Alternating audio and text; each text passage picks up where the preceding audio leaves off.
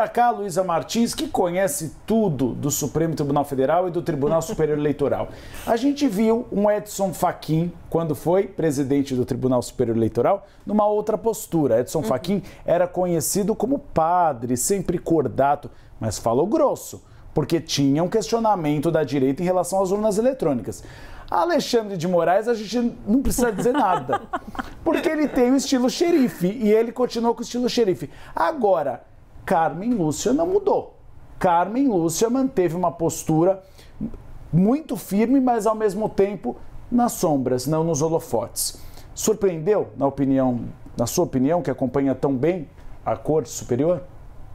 Uribe, já era esperada quando Alexandre de Moraes saiu da corte e deu espaço ali para a ministra Carmen Lúcia assumir a presidência, né, do Tribunal Superior Eleitoral, já era previsto que ela teria um perfil tão linha dura quanto o do ministro Alexandre de Moraes, mas mais discreto. Ela queria realmente tirar a justiça eleitoral dos holofotes depois de tantas eleições, pelo menos desde 2018, né? 2018, 20, 22, foram várias eleições em sequência em que o TSE esteve no alvo e foi fortemente atacado, inclusive pelas redes sociais, né? Devido ali àqueles questionamentos sem provas sobre a confiabilidade das urnas eletrônicas, os ataques à própria Justiça Eleitoral, aos ministros que compunham e compõem ainda a corte que operacionaliza aí as eleições e que cuida da parte jurídica das eleições em todo o país. E a ministra conseguiu cumprir esse objetivo. Há uma avaliação interna, não só de auxiliares da ministra, mas de outros magistrados que compõem ali e acompanham o dia a dia do TSE, de que a ministra conseguiu tirar o TSE do alvo, né? Claro que isso se atribui aí a dois fatores, principalmente.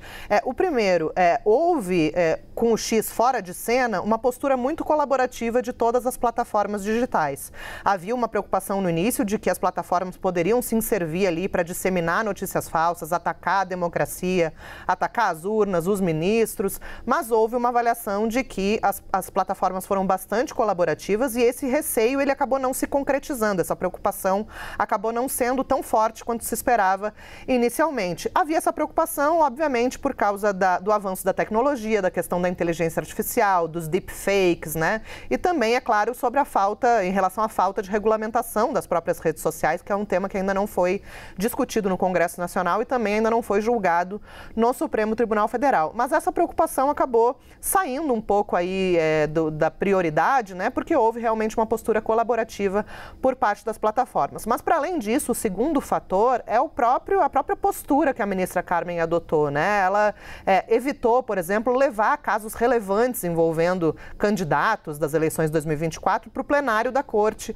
O analista Theo Cury deu uma matéria também há alguns dias falando que a ministra havia optado, por exemplo, por não levar casos que envolvessem cassação de prefeitos ou governadores num período antes da eleição, justamente para não haver ali aquela acusação de interferência de alguma eventual decisão na disputa política. Então, foi uma postura da ministra Carmen Lúcia, combinada com uma postura colaborativa também das plataformas, que gerou aí uma eleição sem grandes ataques à corte, o que foi uma novidade, visto o que a gente conseguiu ver nas eleições passadas de ataques às urnas e à democracia e ao próprio TSE nas eleições gerais e municipais anteriores.